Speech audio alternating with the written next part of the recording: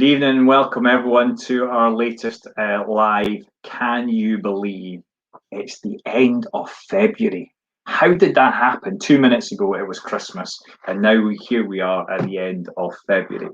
I'm delighted and honoured and privileged to be interviewing Superwoman. That's right, that's exactly who this is. So if you don't know who it is, this is what Superwoman looks like. Now, why am I saying that Lisa is Superwoman? And she's like going, really, me? You've already got a love heart for that, by the way. Someone's giving you a love heart. I'm not sure who it is, but somebody's giving you a love heart already. So I think that might be your husband saying that, to be fair, but I'm not sure. Why would I say Lisa's Superwoman? Well, let's get this. She's got a job. She's got a business. She's got a side hustle. And she's got 3 kids. 3 kids. One's technically her husband, but they're all kids. I'm sure you can say. But anyway, I don't want to take up too much time. Lisa, go and tell us a little bit about yourself, your background, where you've been. Just give us an update. Who are you? Tell us more. Wow. Well, thanks for inviting me on, Spencer. It's nice to be asked to have a chat. And I'm the wrong side of 50, should we say. I was brought up in Manchester, born in Manchester, and I have pretty much spent most of my adult life overseas, elsewhere. So I used to work for Thompson Holidays back in the day. So I was a rep, and then I was a team leader, and I did all them things that I just had loads of fun in life, and I spent 23 years overseas of my adult life. But growing up was great. It was in Manchester. We lived in a council house, didn't have much, but there was me, my mum, my dad, and my brother, just the 2 of us. When going through started high school, unfortunately, my dad had a bad accident playing football, and was paralysed for quite a long time, and then unfortunately he died when I was 13. So my mum, who is probably my biggest inspiration in life, literally brought the 2 of us up, through my teenage years, my younger brothers, coming through high school. So it was really tough, and my mum really worked hard. She had 2 or 3 jobs, so I think that was where I got that work ethic from. You just had to provide for your family, and you had to do what you could. And I always thought to myself, you know what, when I actually have my own family, I never want my kids to want for anything. So what I did was pretty much run away from Manchester, because it was just rubbish. Life was just, I was in a sales job. When I left school, I had to leave school and get work because we didn't have any money coming in, and help my mum with the bills. And then, Manchester wasn't a great place to be. And I thought I just wanted to get away, so went to work in Butlins for a bit in Scotland, funnily enough, Spencer, in Ayr, in Wonder West World. And I worked behind a bar and never pulled a pint in my life, but I thought, you know what, I'm going to give it a go. Let's see what happens. I had the best time. And then obviously the weather in Scotland in the summertime, the holiday experience was great. The weather was crap. So I got a job as a rep. Surely not. The weather's always beautiful in Scotland. That's it. So then I got a job as a rep. I went for an interview in Newcastle, of all places, for Thompson Holidays. Really bottom of the barrel when you get to Newcastle. It's all right. I had my crop top on. It was like, -3. And then I thought, right, I'm going to go and give it a go. So I went to work for Thompson and worked overseas. And over the years, I kind of worked my way up to a rep, a senior rep, a team leader, a team manager, a trainer, and then a commercial manager. But over that period overseas, I had such a wonderful experience and worked in 13 different countries and just had a great time. I finished up in Egypt. That's where I met my husband, Nada, and we got married, and we had 2 children who were born in the UK, but we brought them up initially when they were young in Egypt. And we had a nice place to live over there, and I thought, this is it, I'm landed. And then the job role changed, and they asked me to go and work in Mexico, and I was like, I can't leave 2 kids and just go to Mexico. So I decided to come back to the UK, and that's where I stayed in travel for a while. I worked for Thomas Cook and then I worked for Expedia and got into the online travel agency arena and technology for hotels, and really built a career with UK hotels and the domestic UK market. And last year, brought you right up to date. So obviously now my kids are here, my husband's here, and we've got a house and a mortgage and bills to pay. And then unfortunately, I was made redundant in August last year. So that was when everything kind of stopped. And I thought, God, I had this high flying career. And where's this money going to come from now? And I was just like kind of at a loss as to where I was going to go with it, because COVID just completely wrecked the hospitality industry. So yeah, and that's when I decided I needed to take control of my life and take on a few more things and spin a few more plates, really. Brilliant, brilliant. Wow. What an introduction that is. I mean, where do I even start with all of that? So you've traveled the world, you've had lots of fun, and I know you're a fun person, so I can only begin to imagine what you were like in your earlier years, shall we call it. I can imagine alcohol, and you were never far away, possibly. Not saying it was, but you know, if you're a fun person, it probably was the case. Glad Stories for after the watershed, I think, Spencer. Oh, yeah. Sorry, but before 9 o'clock, yeah, we better behave ourselves. That's right. Watershed even still exists? I have no idea. That shows our age that we know about a watershed, by the way.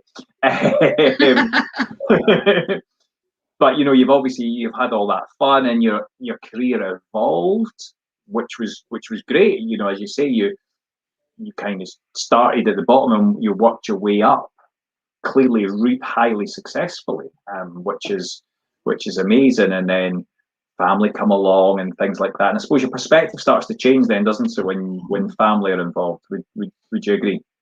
Yeah, absolutely. And I think that again, that was one of my driving motivators. I didn't want to.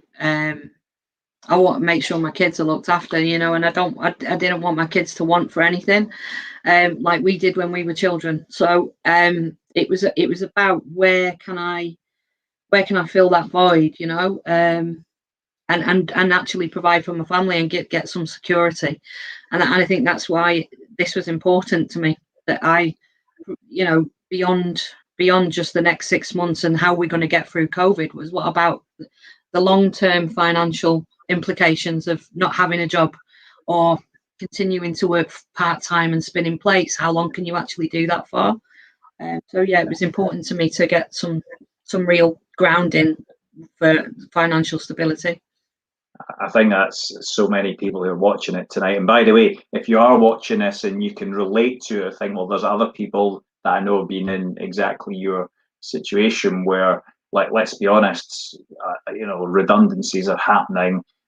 You know, in the next few months, there's going to be a huge number more of redundancies. Just in the last couple of weeks, I've helped a gentleman who's not been made redundant, but he's on furlough. And he's basically getting half the income. Now, I know furlough tops up because his salary is that bit higher. He's on like half the income.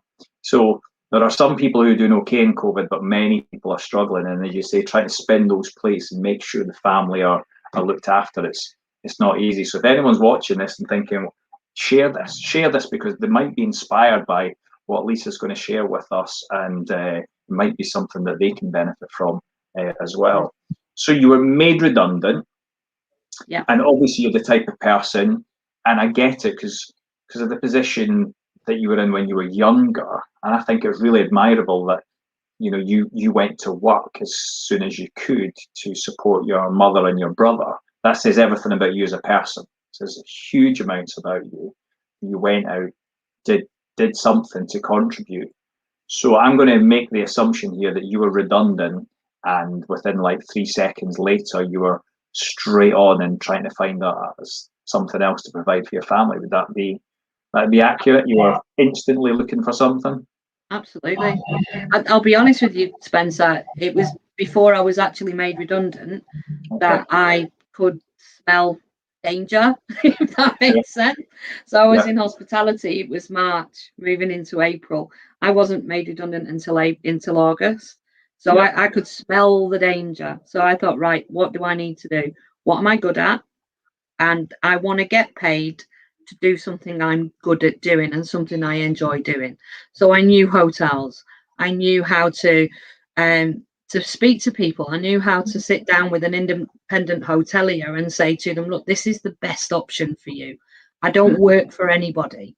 I want to do what's right for you. Because in the past, I used to work for a hotel chain. So I had an agenda. Yeah. I worked for an online travel agency, so I had an agenda. So we made money from these hoteliers, so I could see where they were losing money. And I thought, well, I'm going to do what's best for them.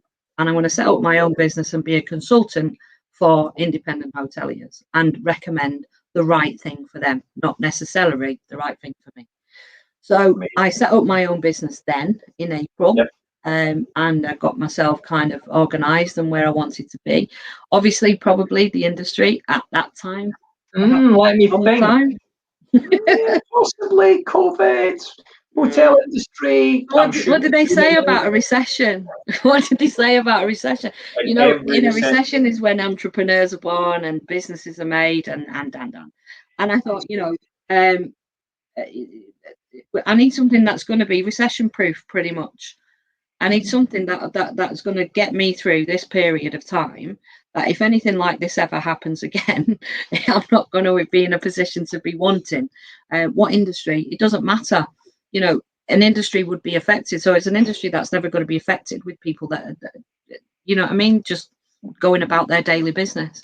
So it was an absolute no-brainer for me to get involved in this business. So you had a job. You could. How did you put it? You could smell. What was it? I forgot what the phrase you used in terms of the redundancy. You could smell. I smelled danger. I knew it was coming. Smell the danger. You know, like Tonto listening to the floor. I know it's coming, and what have I got to do to try and preempt this catastrophe? So that's pretty much why I was doing something about it. Yeah. So still employed, but I'll start up another business. Which maybe that business, that timing is not perfect because of COVID situation. And then you were made redundant in August. That was the same time you started your side hustle, is that right? That's right, yeah. So yeah, that's what brought me there. Yeah. So if for people watching this, so employed, lost job, started the business before, lost job, but that business isn't going to do particularly great because of the situation. So you realised, actually, I need another thing. And that's what you're referring to in terms of the recession-proof side of things. It's a profession, an industry where it doesn't matter what's happening globally, everyone requires what it provides as such. Okay. That's right, yeah. That gets us up to speed to where you are there. So, out of curiosity, the independent hotel business, you've been doing it 10, nearly 11 months now as I look at the calendar. How's that been going for you? Has that been tough? Has that been easy? Is it failing? Is it doing well? Tell us. To be honest with you, it's been quite tough. But I think the relationships that I built before COVID and throughout my career in the UK, let's say in the last 6 years, are still quite solid. And I think when you have a very good reputation and a solid relationship with your customers, whether they're your customers or not, with people, then they are more likely to kind of pick up the phone when they need you. And I knew throughout COVID being closed down that I was still in touch with these guys. How are you doing? I know you're shut. How are you coping? I know, I'm here to help you pick things up when you're ready. So I think where we're at now with the latest announcement of the easing out of lockdown, then, that I've got hoteliers now that actually need my help. So I'm looking forward to helping them get back on their feet, really helping them build their business back up and get to where it used to be, which, to be honest with you, Spencer, in hospitality now, it's going to take 4 years until hotels get back to pre-COVID levels. Literally 4 years, 2025 for sure. That's probably when things are going to be the same, occupancy and ADR and the amount of revenue that a hotel can generate. So it's a real rebuilding process. And I'm always one of those people that I like to help people. I just want to help them get back on their feet. That's all I want to do, and help anybody through this crisis get back on their feet. There's a lot of people that I've worked with in the past that have only known hospitality, that are right now hurting, really hurting, because there's no opportunities out there.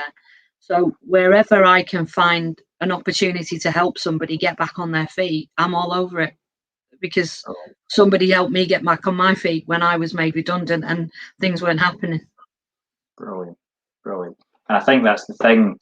As I said already, some people have been okay through COVID in terms of job and income and things like that, but most people have been affected in one way, shape, or form. And the fact that you're taking the view from a hotel perspective to be independent, to have their best interest at heart is great. But it's not just that. You apply that to your whole life. That's who you are. And that's how, with your side hustle, you're equally applying that, because you've been helping people with the side hustle also get out of that sort of challenge. So tell us, from the side hustle, you started in beginning of August, is that right? From the side hustle? Actually, beginning of September, 1st of September, I became involved, yeah. Right, okay. So you seen it and you thought this is great. And then, because you're the type of person that doesn't share anything with everyone, you keep everything to your chest. You don't share anything with anyone. You clearly didn't tell anyone how amazing and awesome it is and how it can change their lives. So clearly, this is you just telling the world now, or is that not quite the case?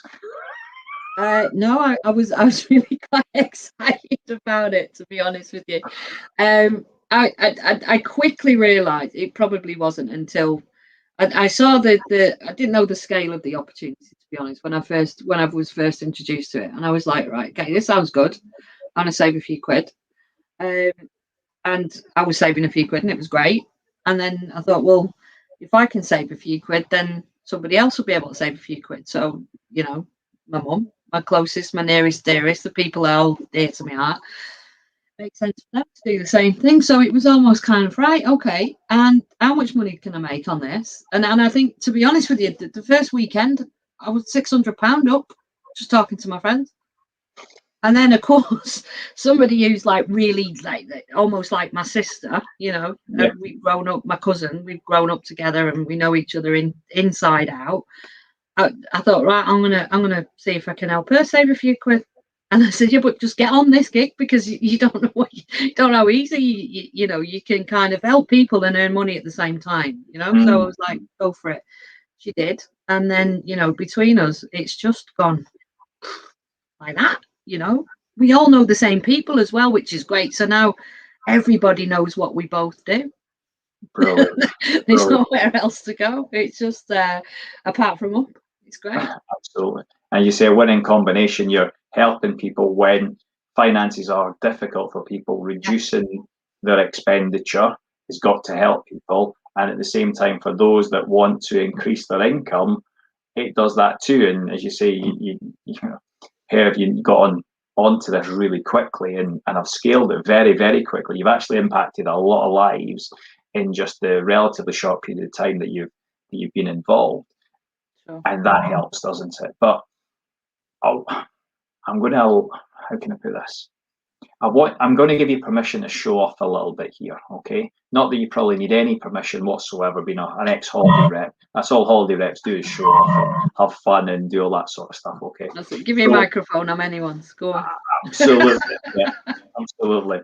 So not only have you been able to provide more for your family, you have now subsequently got another job as well. So you've got, you lost the job, you got another job, you've got the business, you've got the side hustle, you've got 2.5 kids, we'll say, to manage.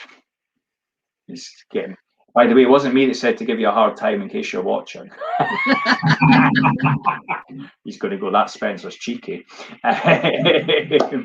So you've got all this, you've got a juggle, which is why I think you're Superwoman. But you've had some good stuff along the way as well. It's not just been income. Go and tell us some of the fabulous extra benefits you've had being involved in doing your side hustle as well. Right. Well, I mean, to be honest with you, the first incentive, what I really liked was how easy it was to visualize what you were aiming for, right? Now, Mhm. obviously, I've told you I grew up in Manchester, in Salford. You know, we didn't really have that much. So the No. likelihood of me ever spending £300 on a Fortnum and Mason hamper is zero. There's no way I'm in the market for a Fortnum and Mason hamper. You know what I mean? I'd be get me a few, chocolates and all of that kind of thing, and stockings and selection boxes. I'm all over it. But a Fortnum and Mason hamper wasn't my kind of bag. However, it's a little bit classy that I like the hamper, I like the basket, and that was one of our incentives. That just by introducing this to your friends and helping them save money, you suddenly won enough points to get this hamper. So I quickly qualified for this hamper, which was worth £300. And then not only that, it was a Christmas dinner, right? So a massive big turkey, a fresh free range turkey was delivered to the door with pigs in blankets and roast potatoes and you name it, all the gear for Christmas. And I was like, well, so Christmas was fab in our house. We had this great hamper, of which a lot of the stuff I've kind of given to my friends now and raffled off. But I drank the booze, obviously, and ate the biscuits. But everything else, which was a little bit rich for my taste, I've kind of given away to friends and family. But I've kept the basket because it just looks a little bit snazzy in my kitchen, So that was that at Christmas, which was fab. And of course, over since September, we are whiskers away now. Myself and my cousin Jeanette were whiskers away from going on holiday somewhere extremely special, which that's one place in the world I've never worked. It's the Maldives. So I'm absolutely over the moon with that, and I just cannot wait until I reach that final point to make me qualify, which I can smell it. Not as much as danger, but I can smell it. I can smell the suntan lotion, Spencer. Instead of smelling the danger, I can now smell the suntan lotion, the Hawaiian tropic. Bring it on. I tell you what, you are lying. I know you're absolutely lying. It's not the sun cream that you can smell. It's the free booze. Let's be honest. There's that as well. You know what I mean? All the cocktails. And the cocktails, swimming pools and movie stars. Come on down. Absolutely. And a girl from Manchester that's got a Fortnum and Mason hamper and then gets to go to the Maldives, all expenses paid. Who would have thought, eh?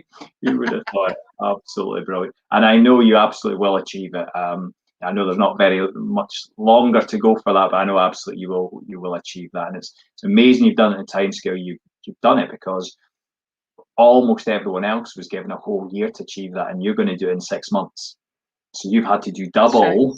You've had to do the same effort in half the time, which is truly remarkable. But is it remarkable because all you're doing is helping people? How difficult is that?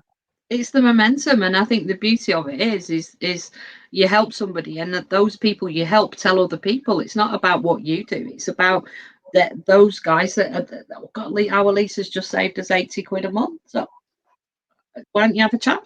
And it was just like, right, okay, people come to me now, which is brilliant. You know what I mean? I don't need to tell people what I do because they know what I do now. So it's nice, and it's a nice.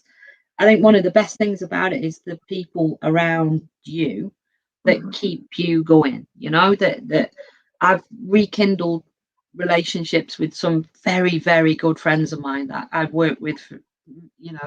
It seems like 100 years ago we were first year reps getting on a plane to Salou.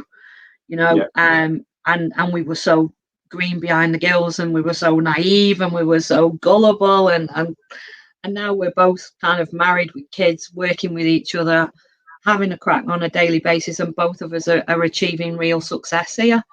And I just love that element of it, and that kind of community spirit that we've all got. It's good fun. It's good fun, and it's not at all difficult. Yeah. I would imagine, not that I've ever done any holiday repping or anything like that, although I've been on plenty of holidays. I must confess, you're talking my language. Holidays, love holidays, especially when there's free ones. I hope you went to the welcome meeting, Spencer, because otherwise we'd have to have words in it. Was there free sangria? I was there. Doesn't matter where we are, there's free sangria, I'm there. Don't like wine unless it's sangria, or mulled wine, actually. I like both of them, but I don't like wine. Bizarre. But anyway, I think it's the sweetness side of things. I would imagine that being in that industry, there's a lot of similarities because imagine it's very much a community within sort of the holiday rep and having lots of fun. You all kind of Oh look yeah, after each other. And that's probably why you relate to this so well because it is really similar, isn't it? very similar. I think, you know, you're overseas, you miss your family, right? When you're overseas, for sure, you miss your family, and your family come out and see you, and they get cheap holidays, and they come out, you know, for maybe a week or two in the summer. But your teammates, your colleagues become your family because you've got one common thread. You're all in it. You know, you live. You you know you don't. It's just a great lifestyle. You know what I mean? Over here, you work to live. You know, over there, you live the other way around, isn't it? I know what you meant. I A think rat everyone knew race what you over meant. here. Over there, it's not. You work bloody hard. Don't get me Yeah. wrong, but you know that community and that family element was Mhm. great, and everybody got each other round. And if you're having a bad day, everyone was there to pick you up. And I think that this is a similar industry. You know what I mean? People are like minded from all over the UK. You know, people that you don't necessarily. You're not just working with people that's in your local community. You're working with people all over the UK, and you've all got exactly the same things in common, and you have exactly the same challenges and exactly the same ways to overcome them and new ideas. And there's no pressure. You know the pressure of the rat race, the sales bloody boards, and the how are we doing? You know, just That's not, absolutely not what this is about. It's about helping people first and foremost. So it's about my mission statement is to positively impact millions of people's lives, and that's exactly what we do. And that can be in multiple different ways, but we can impact them for the positive because you say there's so many businesses out there that are. I want to use the word cutthroat. I don't necessarily mean that negatively, but as you say, it's all about revenue, revenue, revenue, revenue. We don't really care about the customer experience because as long as we're making profit, we don't care Yeah, type exactly. attitude, I think, is what you're referring to there as such. I think as Um, well with like you said, when you run your own business, you know, you put an incredible amount of money in, and you don't expect to get a return for the first 1 or 2 years because you're like, well, that's what it takes to build my business up. I won't take any salary out of it. It's my business, and in 2 years I might just break even, or I might yeah, start be able to earn money. And with this being your own business, you can earn money from the first weekend I was in it. I was £600 up, and I was not out of pocket because it was what is all that about? You yeah, know, so it was for me, it was like, yeah, set my own business up, but I know that's almost frozen and on hold until things like kind of bounce back. But this was like having your own business where there was an immediate return. So it's like that is a no brainer. absolutely. It's interesting. There's a lot of people look at our business and say it's like a mini franchise type operation. The advantage of franchising is the system is in place, the customer services, all of that is just put in place for you. It's not dissimilar to, I mean, the two most popular franchises in the world are McDonald's and Subway. I remember Yeah. hearing many years ago to buy a McDonald's franchise, should I say, apologies for anything that comes in my mouth that's not correct. I've been up late the last 2 nights. I've actually been in Vegas the last 2 nights. Do you know that I've actually been in Vegas, but unfortunately virtually. So that means like half one this morning, half one the morning before. So it's now like sleepy time. So anything I say that's wrong, I'm blaming sleep deprivation. What I was trying to say was McDonald's franchises. With McDonald's franchises, it can be anything between £250,000 to £1 million investment. Okay. Yeah. And in the manual you get with McDonald's, I've never worked in McDonald's. In fact, I've only been in McDonald's 3 times this millennium. 3 times. So I only know this through third party yet. And every time I've never eaten in there. Anyway, that's another story for another day. They say within their manual that you will take 5 years to get your investment back. 5 years to get your investment back. Really? Why would people spend that sort of money to wait 5 years to get the money back? Just to get the money back, nothing else, just to get it back. I mean, let's be honest. You've got a business. Do you really want to be putting salt on the chips and flipping burgers and They investing? get a free breakfast out of it though. They get a free McMuffin out of it in the morning though. Not worth the investment, I don't think. No, Certainly no, not on the definitely not. hips. Definitely not. But that's what they say. And what you're saying is that actually within your first hour, you're like miles in profit. With a Yeah. business that's proven, that's got all the structure behind it and all the support like a franchise has, but without the investment cost. I think that's a really good point that you point out there. And there'll be people watching tonight. And again, I'll ask you to share a completely shameless plug here. If you're connected to Lisa, okay, and you're thinking, I thought I knew what she's involved in, but I don't really, then you need to reach out to her. You need to have that conversation, say, what is it you're involved in? Because like, it's better than McDonald's, yes. Better than Subway, yes. And if there's anybody comes on and tries to sue me and all the rest of it, sleep deprivation, remember, not had much sleep, so I can't be responsible for what I say. But genuinely, for anybody from any walk of life can join this business and make an impact to others, and most importantly, to their family. And I want to come back to that point there. So, connect with Lisa. If you're watching this and you're not connected with Lisa and you're connected with me, you want to know more, just reach out, DM us, etc. Get in touch, okay? But something you hit upon, which for me is massive, one of my main reasons for being involved in this business. I joined for 3 reasons. One was for free holidays. So I will see you in the Maldives because I am there. Well, not physically there, but I am there. Okay. Second reason was for the passive ongoing monthly income the business generates from what you've done in the past. But the third reason, which you've alluded to earlier on, was about your family. To leave a legacy, to be able to, you're the wrong side of 50. You could say you're the right side of 60 would be a positive way of looking at it. Right? Not negative here, okay? But you're not going to be on this planet forever. Let's be brutally frank, okay?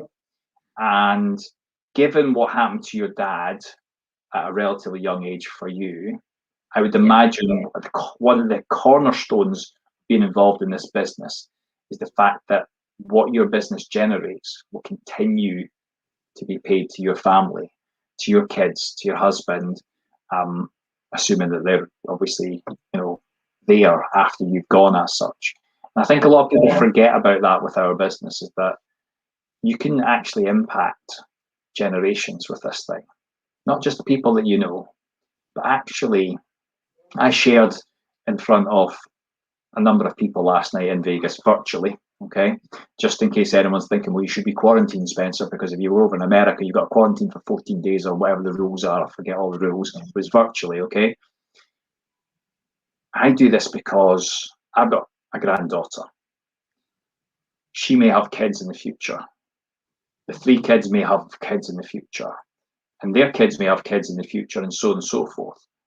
But what we do today, they will benefit long after we're gone. Just think about that for a second. How much easier would your life have been, or your mum's life, should I say? Yeah.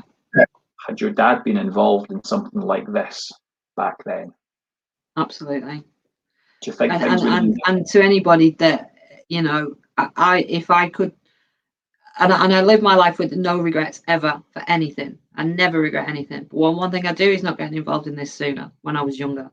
And even, my nieces, my nephews, the opportunity when you're in your 20s and your 30s, your world's your oyster, yeah? You know what? Go out, travel the world, you're going to learn so much. But if you can pick up something like this at a young age, by the time you're in your 30s and your 40s, you don't have to have the stress that we're having in our 40s and our 50s.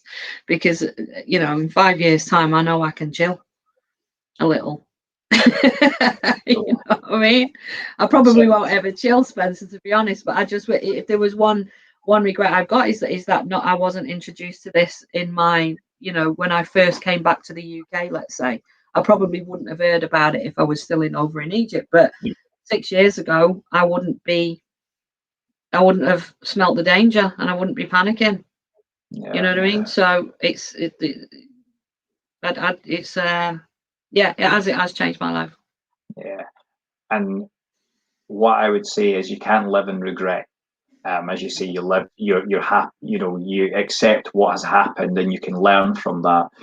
And it's funny how sometimes in negative situations, positive things can happen, because let's be honest, had this situation not have happened, you wouldn't have been forced to maybe think about your other business and your side hustle. You probably wouldn't have done either of them, because you were probably quite happy with corporate land as it was. But it kind of forces your hand, and that's what's happening right now. We're seeing more people joining our team now than ever because their hand's been forced, and it gets them to rethink things, because when you do something, you just do it, and you don't think about it, and you just accept it, and that's the way things are, until suddenly, boom, something changes and it forces you to think. So I actually think, and don't be afraid, you know. If at the end of the day, you don't know if the door's locked until you push it. correct. Push it. See how far the door opens. It's you've got to really take chances, but this is completely risk free. So it's yeah. You don't want to have your hand forced. You can literally make your own luck. So there's a phrase for anyone listening that I heard 10 plus years ago now. Don't wait until you're thirsty to dig your well. What does that mean? Don't wait until you're in that situation where you can smell the danger. Yeah. Do something now so that when the danger comes, you're okay. And you're fortunate because you're really hardworking. You're an amazing person. You talk to people. You're a real people person. That's why you did so well, in your previous careers. And you'll continue to do well in anything you put your mind to. Not everyone's necessarily got that same skill set that they can pick up really quickly. So some people need a standing start to make sure that they are protected and they protect their families. So, I'm going to end and just say, Superwoman, aka Lisa, I want to really thank you for your time tonight. I wish you masses of success in both businesses, for that matter, and day job as well, I suppose. But maybe less so. But anyway, there you go. In both your businesses, you're an amazing woman. I will see you on the. I don't know that they have beaches in the Maldives, because they're all like these houses that just go straight into the water. So I'll wave to you from my house as you're waving to me from your Either way, we'll have a cocktail in our hands, Spencer. Absolutely, yeah. You know what I mean? We'll be on FaceTime to each other or something like that and say, what cocktail you have? And we'll have to try one of those, etc. We will see you in the Maldives. We will see your cousin Jeanette in the Maldives as well. I'll be organising the drinking games, eh? I'll be at the top there. I think I might lose my phone at that point then if there's drinking games involved. I can't handle my drink, I confess. So again, thank you very much for your time. It's been a true privilege and pleasure to interview you tonight. And anyone that wants to know more, please get in touch with this amazing woman if you're connected. And if you're not, feel free to get in touch with me and we can tell you a little bit more. So anyway, Thanks for inviting me along. Absolutely. Next month, we've got another superstar. I'm not going to tell you too much, but we've seem to have gone through. February's been the month of ladies pretty much, with the one exception, Jerry Brennan. But some people would say he is a lady. If Jerry, you're watching, that was a shout out for you. But our next live will be a gentleman who will tell you a little bit more about what he's done, and again, a little bit more about family and what they're benefiting from this business too. So thanks again, everyone. We'll see you all soon. Stay safe, stay positive, and take care, everyone. Bye-bye.